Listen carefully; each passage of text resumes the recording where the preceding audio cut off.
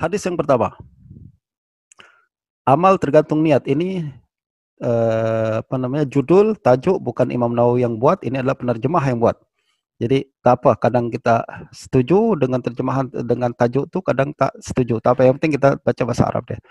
Wa an Amirul Mukminin Abi Hafsin Umar bin Khattab radhiyallahu anhu annahu qala, saya ingatkan selepas kalimat an lalu ada lafaz qala, sebelum qala tu mesti dibaca annahu kalau dia laki-laki, annaha kalau dia perempuan. Ini adalah kod ya ahli hadis yang tak tertulis tapi kita mesti baca. Tak tulis tapi dibaca.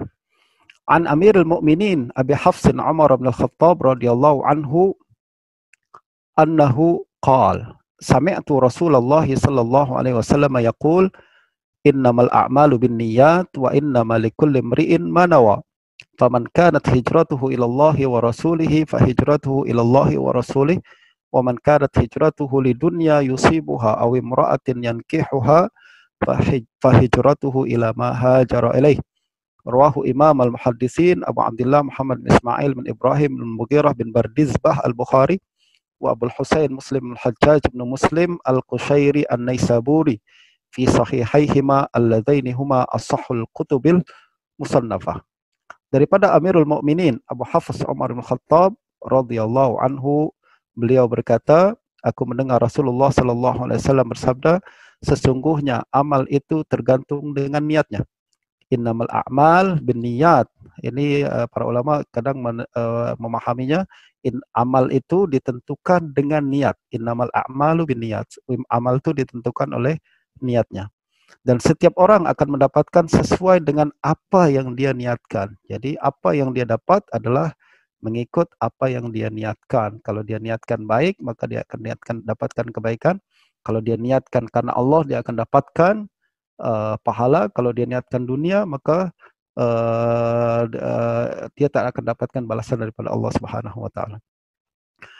Nah, lalu baginda menjelaskan, justru barang siapa yang hijrahnya kepada Allah dan Rasulnya, maka hijrahnya kepada Allah dan Rasulnya.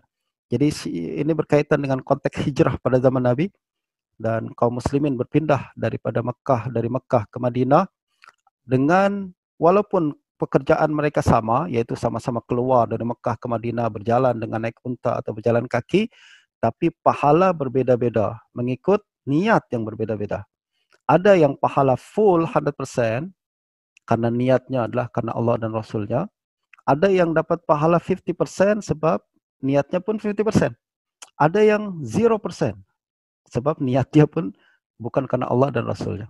Justru kata Nabi, siapa yang hijrahnya kepada Allah dan Rasulnya, maka hijrahnya kepada Allah dan Rasulnya. Dan barang siapa yang hijrahnya kepada dunia yang ingin diraih, atau wanita yang ingin dinikahi, maka hijrahnya kepada apa yang dia berhijrah kepadanya. Maksudnya, dia akan dapatkan mengikut kadar niatnya. Tuan-tuan dan puan sekalian dirahmati Allah Subhanahu wa taala, hadis ini hadis yang pertama Imam Nawawi sebutkan, dan hadis pertama juga yang disebutkan oleh Imam Bukhari dalam kitab Sahih Bukhari. Menunjukkan pentingnya niat di awal perbuatan, termasuk dalam menuntut ilmu, termasuk dalam mengajar, termasuk dalam segala perkara yang lain. Niat itu apa? Niat nih tuan-tuan, kalau kita pakai bahasa modern, sebenarnya dia berkaitan dengan planning, atau kata Stephen Covey, orang kampung saya, dia bilang apa? Begin with end in mind. Orang kampung saya di Bekasi, di Bekasi Kidul. Dia kata begin with end in mind. Sebelum kita melakukan sesuatu, kita mesti bayangkan akhirnya. Bayangkan akhirnya. Seperti kita ingin belajar, apa sebenarnya yang kita inginkan? Kita bayangkan di akhir kita dapat apa sebenarnya. Istilah kita outcome yang kita harapkan apa sebenarnya. Nabi ajarkan dengan niat. Orang zaman sekarang, Stephen Covey termasuk sebutkan dia sebagai salah satu bentuk 7 habits of highly effective people. 7 kebiasaan orang yang sangat efektif, salah satunya adalah begin with end in mind. Setiap melakukan sesuatu kita mesti ada planning, mesti ada rancangan, perencanaan. Apa sebenarnya yang kita inginkan? Sebab apa yang akan kita dapatkan adalah berdasarkan dengan apa yang kita niatkan tersebut. Sejak awal lagi baginda telah beritahu seperti itu, dan para ulama pun bincangkan perkara itu sejak awal lagi. Jangan melakukan sesuatu sebelum kita tahu apa end game dia. Jangan melakukan sesuatu sebelum kita tahu apa akhirnya, apa sebenarnya yang ingin kita dapat, target dia apa, objektif yang kita ingin capai apa, dan lain sebagainya. Itu adalah niat tentu. Dan tentulah perbahasan seperti ini tak akan dapat dalam kitab-kitab syarah, sebab kitab syarah dia fokus kepada perbahasan fik. Niat itu apa? Adakah selari dengan adalah tempat dia di hati, adalah tempat dia perlukah disebutkan dengan lafazkan dengan lidah dan lain sebagainya. Tapi sebenarnya saya selalu membawa perbahasan ilmu perbahasan Arba'in Nawawi ini adalah berkaitan dengan bagaimana kita develop diri kita sebagai seorang muslim. Dia berkaitan dengan bagaimana kita menjadi seorang mukmin yang sempurna berdasarkan 40 hadis yang paling penting dalam Islam. Dia berkenaan dengan bagaimana kita meningkatkan diri kita. Nah, niat pertama dan dia yang paling penting dalam agama, dia menentukan pahala, dapat pahala atau tak dapat pahala mengikut niat.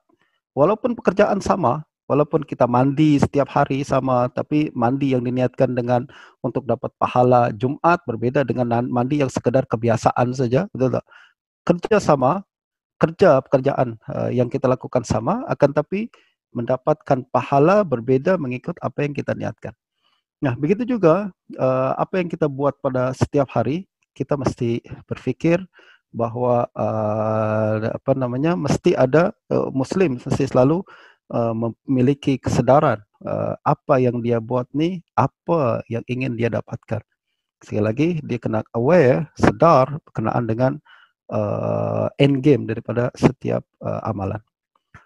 Nah, kata Imam Bukhari, kata Imam An-Nawawi, hadis ini diriwayatkan oleh dua imam ahli hadis, yaitu Abu Abdullah Muhammad bin Ismail bin Ibrahim bin Mughirah bin Bardizbah Al-Bukhari, yaitu Imam Bukhari, dan Abul Husain Muslim Al-Hajjaj bin Muslim Al-Qushairi An-Naisaburi, di dua kitab sahihnya yang merupakan dua kitab paling sahih yang pernah disusun. Ini adalah pandangan Imam Nawawi, juga pandangan Ibnu Salah, dan pandangan para ulama sekalian, yaitu bahwa Imam Sahih Bukhari dan Muslim adalah kitab paling sahih yang pernah ditulis oleh para ulama. Tak ada kitab yang lebih sahih selain Bukhari, selain Al-Quran, selepas dua-dua kitab ini. Maksudnya tak ada kitab yang paling sahih selepas Al-Quran, melainkan dua kitab tersebut. Hadis yang kedua. An Umar radhiyallahu anhu aidan annahu qala bainama nahnu julusun 'inda Rasulillah sallallahu alaihi wasallam dzata yaum ittala'a 'alaina rajulun shadidu bayadhi siyab wa shadidu sawadi sya'r la yura 'alaihi atharu safar wa la ya'rifuhu minna ahad hatta jalasa ila an-nabiy sallallahu alaihi wasallam fa asnada rukbatayhi ila rukbatayhi wa wada'a kaffayhi 'ala fakhidhayhi wa qala ya Muhammad akhbirni 'anil Islam. Faqala Rasulullah sallallahu alaihi wasallam al-Islam an tashhada an la ilaha illallah wa anna Muhammadan Rasulullah wa tuqima as-salah wa tu'ti az-zakah wa tasuma Ramadan wa tahujja al-baita in istata'ta ilaihi sabila. Qala sadaqta fa'ajibna lahu yas'aluhu wa yusaddiquhu. Qala fa akhbirni 'anil iman. Qala an tu'mina billahi wa malaikatihi wa kutubihi wa rusulihi wal yawmil akhir wa tu'mina bil qadari khairihi wa syarrihi. Qala sadaqta. Qala fa akhbirni 'anil ihsan. Qala an ta'budallaha ka'annaka tarahu fa in lam takun tarahu fa innahu yarak. Qala fa akhbirni 'anis sa'ah. Qala mal mas'ulu 'anha bi'a'lama minas sa'il. Qala fa akhbirni 'an amaratiha. Qala an talidal amatu rabbataha wa an taral hufata al-'urata al-'alata ri'a'a asya'i yatatawaluna fil bunyan.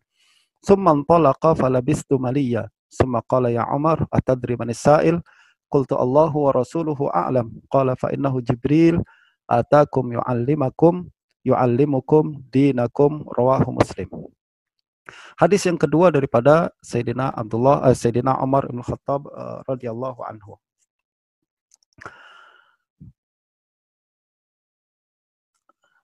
Daripada Sayyidina Umar radhiyallahu anhu, beliau berkata, pada suatu hari kami duduk di sisi Rasulullah sallallahu alaihi wasallam. tiba-tiba datang kepada kami seseorang yang sangat putih pakaiannya, sangat hitam rambutnya, tidak nampak fihi atharus safar, tidak nampak kesan safar, musafir, dan tidak ada seorang pun dari kami yang mengenalnya. Ini penjelasan daripada Sayyidina Umar tentang satu fragmen, satu episode dalam kehidupan baginda Nabi Sallallahu Alaihi Wasallam. Kata Sayyidina Umar, apabila kami sedang duduk bersama Nabi, tiba-tiba datang seseorang yang sangat putih pakaiannya. Apa maksud sangat putih pakaiannya? Maknanya sangat bersih. Lalu sangat hitam rambutnya, maksudnya muda. Orang itu muda dan bersih. Tidak nampak kesan tengah bepergian. La yura alaihi atharus safar. Tak kelihatan dalam tubuhnya bahwa dia orang jauh, istilah kita. Rasanya bukan kayak orang jauh, sebab tak nampak dia baru saja bermusafir. Sebab kalau orang bermusafir tentulah pakaian dia sudah kotor, rambut dia acak-acakan dan lain sebagainya, betul tak? Akan tapi dia kata tak nampak orang jauh, tapi herannya tak ada yang kami kenal dia. Bermakna dia bukan orang, kalau kita kata dia orang jauh bukan, kalau kita kata dia orang Madinah pun herannya tak ada orang kenal dia. Maknanya dia bukan orang Madinah. Ini menunjukkan ke ke ke keanehan berkenaan dengan orang tersebut. Nanti kita di akhir hadis akan diberitahu bahwa dia adalah malaikat Jibril datang untuk mengajarkan agama Islam kepada para sahabat pada hari itu. Kemudian orang itu duduk menghadap Nabi Sallallahu Alaihi Wasallam, lalu menyandarkan lututnya kepada lutut beliau. Ini menunjukkan kata para ulama adab. Selain malaikat Jibril ingin mengajarkan apa itu Islam, malaikat Jibril juga ingin mengajarkan adab bertanya soalan kepada baginda Nabi Sallallahu Alaihi Wasallam. Dia bukan masuk di depan pintu kemudian kata, Muhammad, saya mau tanya soalan, sudah. Akan tapi dia masuk, lalu dia duduk menghadap ke Nabi Sallallahu Alaihi Wasallam, lalu dia duduk menyandarkan lututnya kepada lutut beliau. Maksudnya dia duduk berhadapan dengan baginda Nabi Sallallahu Alaihi Wasallam, dekat. Duduk berhadapan kepada Nabi Sallallahu Alaihi Wasallam, bukan mesti harus bersandar lutut. Bukan harus lututnya bersandar dengan lutut Nabi, tak, akan tapi menunjukkan bahwa dia duduk berhadapan dengan Nabi Sallallahu Alaihi Wasallam. Dan dia meletakkan kedua tapak tangannya di atas paha beliau. Paha beliau maksudnya paha Nabi ke atau paha dia? Sebenarnya bukan paha Nabi, akan tapi paha diri dia sendiri. Maksudnya Jibril datang, dia duduk melutut di depan Nabi dan letakkan tangan di atas paha dia sendiri. Ini menunjukkan bahwa ini sikap orang yang mau bertanya dengan sopan kepada Nabi Sallallahu Alaihi Wasallam. Dia lalu bertanya, ya Muhammad. Jadi ini selain mengajarkan tentang prinsip Islam, iman, Islam dan ihsan, Jibril juga mengajarkan adab bertanya kepada baginda Nabi. Dia bertanya, ya Muhammad, kabarkan kepadaku tentang Islam. Wahai Muhammad, istilah kita apa itu Islam? Maka Rasulullah Sallallahu Alaihi Wasallam bersabda, Islam adalah engkau bersyahadat la ilaha illallah dan Muhammad Rasulullah, menegakkan salat, menunaikan zakat, berpuasa Ramadan dan berhaji ke Baitullah jika engkau mampu menempuh jalannya. Ini menunjukkan bahwa pertama yang dia tanya perkara yang paling basic, Islam itu apa wahai Muhammad? Nabi mengajarkan bahwa Islam adalah berkaitan dengan perkara-perkara yang zahir. Apa yang kita buat, apa yang kita ucap, dan apa yang kita lakukan dengan tubuh kita. Justru Nabi mengajarkan Islam syahadat, lalu kemudian salat, puasa, zakat, dan haji. Lelaki itu berkata lagi, engkau benar. Jadi kami, kata Sayyidina Umar, kami heran terhadapnya. Dia yang bertanya, tapi dia yang mengatakan benar. Jadi awal-awal Sayyidina Umar pertama agak pelik melihat dia sejak awal macam mana pakaian dia, penampilan dia. Sekarang ucapan dia pun pelik. Ini menunjukkan perkara ini bukan biasa, akan tapi sesuatu yang luar biasa. Lelaki itu berkata lagi, kabarkan kepadaku tentang iman.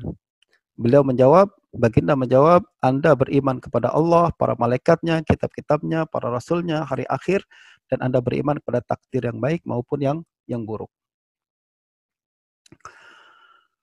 Yang kedua ditanya kepada Nabi adalah berkenaan dengan iman. Nabi menjelaskan iman berkaitan dengan apa yang kita yakini. Berkaitan dengan mindset kita, bukan apa yang kita buat, tapi apa yang kita ada di dalam kepala kita. Jadi kata Nabi, iman adalah beriman kepada Allah. Simpel saja Islam, yaitu iman, beriman kepada Allah. Maksudnya iman kepada Allah, percaya dengan kewujudan Allah Subhanahu Wa Taala. Ini yang membedakan kita dengan kalangan ateis yang tak percaya Tuhan. Dan juga kita percaya adanya malaikat, adanya kitab-kitab Allah, dan juga Rasul-Rasul Allah semua, dan juga beriman pada hari akhir. Hari akhir adalah istilah yang menunjukkan bahwa dunia akan berakhir, selanjutnya akan ada perhitungan selepas itu. Atau hari akhir adalah istilah lain untuk akhirat. Dan Anda beriman kepada takdir yang baik maupun yang buruk. Jadi selepas iman pada hari akhir juga adalah beriman bahwa segala sesuatu telah diketahui oleh Allah sejak azali lagi. Itu yang disebut sebagai takdir, baik dan buruk. Lelaki itu menjawab, engkau benar. Dia berkata lagi, kabarkan kepadaku tentang ihsan.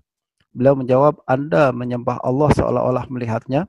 Jika Anda tidak bisa melihatnya, maka sesungguhnya dia melihat Anda. Jadi ihsan tingkatan lebih tinggi daripada iman. Dia bukan sekedar yakin Allah ada, tapi dia merasa bahwa Allah melihatnya selalu setiap saat. Dan jika tak sampai darjat kita melihat Allah seolah-olah kita melihat Allah, maka kita merasa Allah selalu melihat kita. Dia berkata lagi, kabarkan kepadaku tentang hari kiamat. Baginda menjawab, tidaklah yang ditanya lebih tahu daripada yang bertanya. Istilah kita, yang ditanya tak tahu, yang bertanya pun tak tahu. Sama-sama tak tahu dalam perkara ini. Ini adab diajarkan oleh baginda Nabi kepada kita, yaitu kalau tak tahu, jawab tak tahu. Jangan pura-pura tahu atau sok tahu. Nabi sendiri pun kata, apabila ditanya tentang kiamat, saya tak tahu, awak tak tahu. Dua-dua tak tahu. Beliau menjawab, dia berkata lagi, kabarkan kepadaku tentang hari kiamat. Beliau menjawab, tidaklah yang ditanya lebih tahu daripada yang bertanya. Dia berkata lagi, kabarkan kepadaku tentang tanda-tandanya. Beliau menjawab, jika seorang budak wanita melahirkan majikannya. Jadi inilah salah satu, sebenarnya tanda-tanda kiamat terlalu banyak. Sudah jadi buku sendiri pun, berkenaan dengan asyratus sa'ah, tanda kiamat yang besar dan tanda kiamat yang kecil. Yang Nabi sebut ini hanya sebagian saja. Dan kedua-duanya sudah berlaku sejak pada hari ini. Yaitu jika seorang budak wanita melahirkan majikannya, kata Imam Ibnu Katsir, maksudnya ini adalah umat Islam akan menyebar dan banyak tawanan perempuan yang menjadikan hamba sahaya, menjadikan budak, lalu dia melahirkan, apabila dia disetubuhi oleh majikannya yang muslim, lalu melahirkan anak dia merdeka. Nah, ini disebut seorang budak wanita melahirkan majikannya. Jadi anak dia merdeka walaupun ibunya masih dalam status budak atau disebut sebagai ummul walad. Dan berlaku banyak pada zaman Sayyidina Umar bin Khattab radhiyallahu anhu, dan sudah berlaku perkara itu. Dan jika Anda melihat orang yang tidak beralas kaki, tidak berpakaian, miskin dan pengembala kambing saling bermegah-megahan meninggikan bangunan, ini pun isyarat kepada orang Arab yang dulu miskin, pengembala unta dan kambing, yang kemudian menjadi penguasa, yang punya rumah-rumah yang mewah hingga hari ini dan berlaku. Kemudian lelaki itu pergi. Aku diam sejenak, falabistu malian, maknanya Sayyidina Umar tak tanya walaupun dia sudah mengandung telah merasakan istighrab, dia pelik dengan kejadian tersebut, dia tak tanya kepada Nabi tentang perkara ini selama beberapa hari, bukan sejenak nih 1-2 jam, tapi beberapa hari. Lalu baginda sallallahu alaihi wasallam bersabda, wahai Umar, ingat tak peristiwa yang berlaku berapa hari yang lepas? Tahukah kamu siapa yang bertanya itu? Aku menjawab, Allah dan Rasulnya lebih tahu. Baginda bersabda, sesungguhnya dia Jibril yang datang kepada kalian untuk mengajarkan agama kalian. Dan ini yang paling penting dalam hadis ini, yaitu semua yang kita sebutkan dalam hadis yang tadi di atas adalah agama Islam. Mulai daripada Islam, iman, ihsan, termasuk adab yang diajarkan oleh malaikat Jibril. Malaikat Jibril ajarkan dia bukan hanya mengajarkan kita bagaimana apa jawaban daripada iman Islam, akan tapi juga mengajarkan bagaimana kita bertanya pada soalan pada Nabi dan lain sebagainya. Dan ini hadis yang kedua. Kita masuk pada hadis yang ketiga. Rukun Islam. An Abi Abdurrahman Abdullah bin Umar ibn Khattab radhiyallahu anhuma annahu qala Sami'tu an-nabiy sallallahu alaihi wasallam yaqul bunyal islamu ala khams syahadati an la ilaha illallah wa anna muhammadan rasulullah wa iqamis salah wa ita'iz zakah wa hajjil baiti wa shaumi ramadan rawahul Bukhari wa Muslim. Daripada Abdullah bin Umar Ibn Khattab radhiyallahu anhuma, ini adalah anak Sayyidina Abdullah bin Umar radhiyallahu anhu. Dan seperti mana ayahnya, Abdullah bin Umar juga adalah orang yang sangat saleh. Bahkan Nabi dalam Sahih Bukhari mengatakan, Inna Abdullah rajulun saleh, law qama minal lail. Sesungguhnya Abdullah bin Umar adalah orang yang saleh, sekiranya dia mau melaksanakan qiyamul lail. Kata para ulama kemudian, para murid Abdullah bin Umar, habis Nabi mengatakan lau qama minal lail, sejak hari itu Abdullah bin Umar tak pernah tidur malam melainkan hanya sebentar saja. Dia akan duduk, berwudu, salat, kalau capek dia akan duduk, lalu tertidur sebentar, dia akan bangun pagi, kemudian berwudu lagi, salat lagi sepanjang malam seperti itu. Karena Nabi mengatakan lau qama minal lail, andai dia mau melakukan qiyamul lail. Nabi tak suruh, tapi Nabi hanya katakan andai saja. Tapi diambil oleh Ibnu Umar sebagai satu perintah dan dia laksanakan hingga meninggal dunia. Nah, Abdullah bin Umar al-Khattab dia punya satu perkara lagi yang menariknya. Apabila berlaku perpecahan umat Islam selepas pembunuhan Sayyidina Umar, Sayyidina Utsman, dia adalah orang yang tidak ingin ikut campur dalam perpecahan politik nih. Dia tak ikut kumpulan ni, kumpulan tu. Dia tak ikut kumpulan Sayyidina Ali, dia tak ikut kumpulan Sayyidina Muawiyah. Dia tak ikut apapun, bahkan yang dia lakukan adalah uzlah, menarik diri daripada dunia politik. Nah, ini yang kemudian dipuji oleh Sufyan Ats-Tsauri. Dia mengatakan yuqtada bi Umar, yuqtada bi Umar fil ittihad, atau lupa saya, yuqtada fil Umar fil ittihad wa yuqtada bi ibnihi fil furqah. Kalau dalam persatuan kita ikut Sayyidina Umar, akan tapi dalam perpecahan kita ikut adab daripada anaknya, yaitu Abdullah bin Umar. Nah, dalam hadis ini dia melihatkan, saya mendengar Rasulullah sallallahu alaihi wasallam bersabda, Islam dibangun di atas 5 perkara, yaitu syahadat la ilaha illallah Muhammad Rasulullah, menegakkan salat, menunaikan zakat, haji ke Baitullah, dan puasa Ramadan. Apa beda dia dengan hadis yang sebelum ini? Hadis sebelum ini menunjukkan 3 perkara yang paling asas dalam Islam, yaitu konsep Islam, iman, dan ihsan. Sedangkan ini fokus lagi kepada 5 perkara yang mana kalau kita laksanakan, kita akan menjadi seorang Muslim, dan secara zahir, yaitu melaksanakan syahadat, menegakkan salat, menunaikan zakat, haji, dan puasa. Saya rasa tak banyak yang perlu kita bincangkan dalam perkara ini. Kita lanjut pada hadis yang keempat. An Abi Abdurrahman Abdullah bin Mas'ud radhiyallahu anhu qala, haddatsana Rasulullah sallallahu alaihi wasallam wa huwa as-sadiqul masduq. Inna ahadakum yujma'u khalquhu fi batni ummihi 40 yawman nutfatan, thumma yakunu 'alaqatan misla dhalik, thumma yakunu mudghatan misla dhalik, thumma yursalu ilaihi al-malak fayanfukhu fihi ar-ruh wa yu'maru bi 4 kalimat bikatbi rizqihi wa ajalihi wa amalihi wa syaqiyyun aw sa'idun. Fawallahi allazi la ilaha ghairuh, inna ahadakum la ya'malu bi'amali ahli al-jannah hatta ma yakunu bainahu wa bainaha illa zira'. Fayasbiqu alaihi al-kitab fayamalu bi'amali ahli an-nar fayadkhuluha, wa inna ahadakum la ya'malu bi'amali ahli an-nar hatta ma yakunu bainahu wa bainaha illa zira', fayasbiqu alaihi al-kitab fayamalu bi'amali ahli al-jannah fayadkhuluha. Rawahul Bukhari.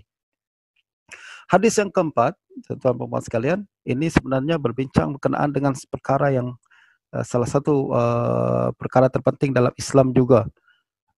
Dan kita akan keluarkan hukum hakam ini sebentar lagi insyaallah. Daripada Abu Abdurrahman Abdullah bin Mas'ud radhiyallahu anhu, beliau berkata, Rasulullah sallallahu alaihi wasallam berkata, telah memberitahukan kepada kami, wa huwa shadiqul masduq, dan beliau adalah orang yang jujur lagi dibenarkan kejujurannya. Jadi soalan kita, kenapa Abdullah bin Mas'ud mengatakan haddatsani sallam wa huwa shadiqul masduq? Kenapa dia mesti mengatakan Rasulullah adalah orang yang jujur dan dibenarkan, yang benar dan dibenarkan? Abdullah bin Umar tak kata macam tu. Abdullah bin Umar katakan tadi, sami'tu Rasulullah sallallahu alaihi wasallam bunyal islamu ala khams, dan Sayyidina Umar bin Khattab di hadis yang pertama mengatakan sami'tu Rasulullah SAW, dia tak mengatakan haddatsani Rasulullah SAW bahwa sadiqul masduq. Saya diberitahu oleh baginda Nabi, dan baginda adalah orang yang benar lagi dibenarkan, orang yang jujur dan diakui kejujurannya. Sebab tuan-tuan, hadis yang akan disampaikan oleh Abdullah bin Mas'ud ini berkaitan dengan perkara gaib yang tak boleh dibuktikan pada saat itu. Jadi sejak awal dia bagi tahu, Nabi bagi tahu perkara ini kepada saya, dan apa yang Nabi sebut ni adalah benar. Sebab Nabi orang yang benar dan dibenarkan oleh Allah Subhanahu wa taala. Tengok apa hadis yang disebutkan oleh Nabi sallallahu alaihi wasallam. Sesungguhnya seorang daripada kalian dikumpulkan penciptaannya di perut ibunya selama 40 hari berupa sperma. Kemudian menjadi segumpal darah selama itu juga. Kemudian menjadi segumpal daging selama itu juga. Kemudian diutus seorang malaikat. Maknanya hadis yang Nabi bagi tahu kepada Abdullah bin Mas'ud adalah berkaitan dengan apa yang berlaku dalam perut seorang perempuan apabila dia mengandung. Pada zaman itu adalah perkara yang sangat gaib. Walaupun sebab tak ada alat-alat ultrasound yang kita miliki pada hari ini. Nah, justru apabila Abdullah bin Mas'ud nak sampaikan hadis ni, dia bagi tahu awal-awal kepada murid dia, yang saya sampaikan ni adalah perkara gaib. Yang Nabi bagi tahu dan Nabi mesti betul. Jadi walaupun saya tak nampak sendiri apa yang berlaku dalam perut, tapi kalau Nabi bagi tahu saya akan betulkan, sebab Nabi Sadiqul Masduq. Sadiq al-Masduq. Dan bayangkan kalau Abdullah bin Mas'ud hidup pada hari ini dan mendapati bahwa apa yang disampaikan oleh baginda Nabi ini terbukti benar seperti itu. Bahwa perkembangan kejadian manusia dalam perut ini bermula dengan sperm selama 40 hari, kemudian segumpal darah, daging dan sebagainya, berlaku persis seperti yang Nabi sebutkan. Dan saya yakin beliau akan mengatakan iman saya tak akan tambah sedikit pun. Kenapa? Tanpa tahu pun, tanpa melihat seperti dengan mata kepala sendiri, saya sudah percaya apa yang disebutkan oleh baginda Nabi sallallahu alaihi wasallam. Nah, jadi baginda Nabi sallallahu alaihi wasallam mengatakan seperti itu, kemudian Nabi mengatakan, kemudian diutus seorang malaikat kepadanya. Jadi selepas 4 kali 40 hari, datang seorang malaikat untuk meniupkan ruh kepadanya. Dan diperintahkan 4 kalimat, yaitu menulis rizkinya, ajalnya, amalnya, dan celaka atau bahagia. Jadi yang 4, wa yu'maru bi arba'i kalimat bi katbi rizkihi. Dengan ini kalimat menulis penting dalam perkara ini, menulis rizkinya, ajalnya, amalnya, celaka dan bahagia.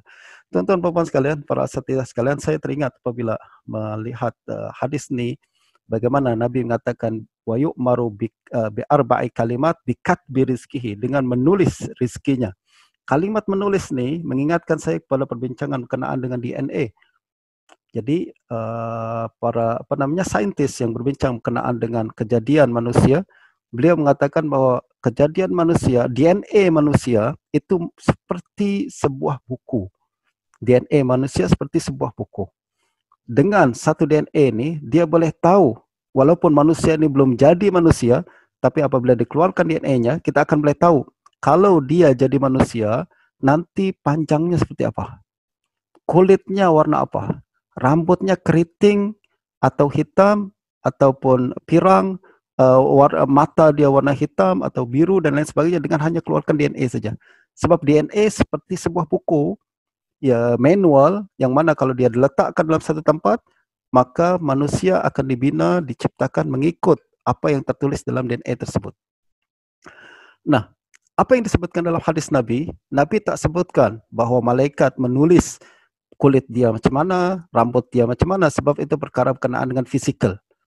Yang jadi penting dalam perbahasan ini adalah apa yang berkaitan dengan amalan dia, yaitu rizki dia, berapa banyak nasi yang akan dia makan sampai meninggal dunia, dan ajal dia, berapa usia yang akan tercapai dalam hidup dia, amal dia seperti apa yang akan dia amalkan, berapa banyak pahala yang dia kumpul, dan dia akan masuk surga ataupun masuk neraka. Semuanya sudah ditulis sejak awal lagi. Dan penulisan ini bukan bermakna seperti akidah Jabriyah yang mengatakan kalau begitu maknanya kita sudah ditentukan oleh Allah Subhanahu wa taala masuk surga atau masuk neraka, buat apa kita beramal. Ini bukan ditentukan seperti itu. Maksudnya adalah berkenaan dengan takdir, Allah mengatakan akidah Ahlussunnah wal Jamaah, qada dan qadar bermakna bukan Allah paksa kita untuk melakukan sesuatu kemudian menghukum kita di neraka atau memasukkan ke dalam surga. Yang berlaku adalah Allah tahu apa yang akan kita lakukan. Seperti seorang pencipta kereta, mobil, sejak awal dia akan tahu bahwa kapasiti mobil itu berapa dia boleh angkut orang, lalu berapa lama lagi dia mesti diservis, betul tak? Berapa lama dia akan kena diservis, dalam 1 bulan dia perlu ganti minyak, minyak hitam dan lain sebagainya, dan berapa jangka hayat dia. Sebab dia yang buat, dia yang tahu perkara tersebut. Bukan dia yang kemudian paksa dia untuk melakukan perkara itu. Tak, saya yang buat, saya yang tahu apa kapasiti mobil tersebut. Begitu juga Allah Subhanahu wa taala apabila menciptakan manusia, Allah sudah tahu umur dia berapa, meninggal dalam usia berapa, amal dia apa yang akan dia buat, dan di akhirnya nanti dia akan masuk surga atau masuk neraka. Telah diketahui oleh Allah Subhanahu wa taala.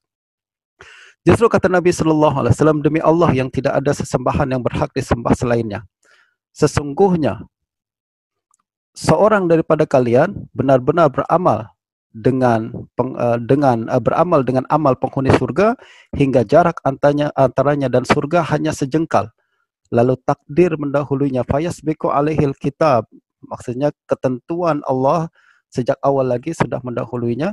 Lalu dia beramal dengan amal penduduk neraka, lalu ia pun memasukinya. Jadi kata Nabi, kita kena ingat, jangan tertipu dengan amalan kita.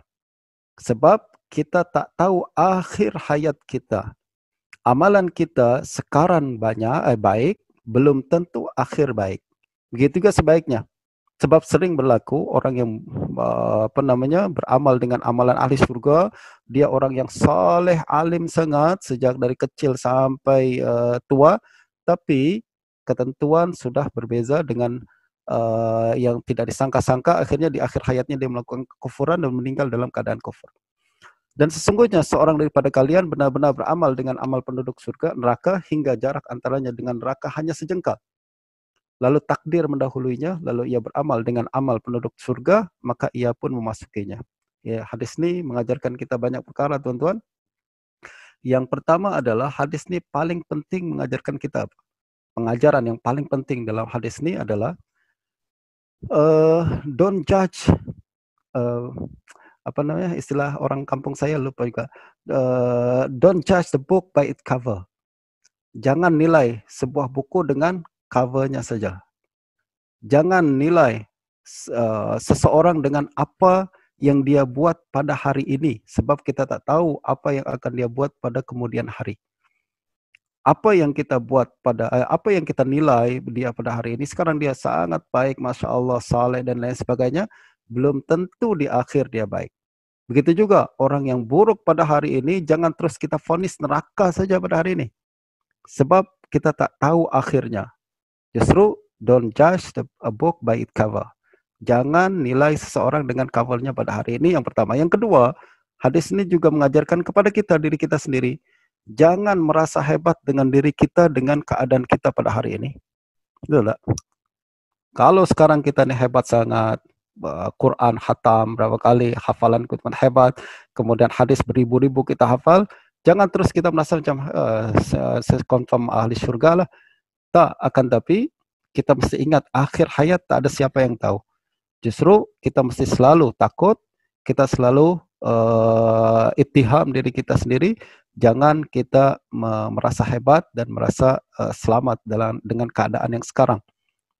Justru para ulama selalu mengajarkan kalau kita kalau kita ingin sombong tak apa, tapi nanti selepas melepasi, kalau kita sudah lepas titian sirat, tinggal masuk surga, nah sombong apa apa. Kalau sekarang kita masih belum lepas apa-apa, sirat belum lepas, sakaratul maut belum lepas, jangan sombong, jangan angkuh, jangan merasa kita tahu apa akhir kita, sebab akhir kita tak ada yang tahu melainkan Allah Subhanahu wa taala.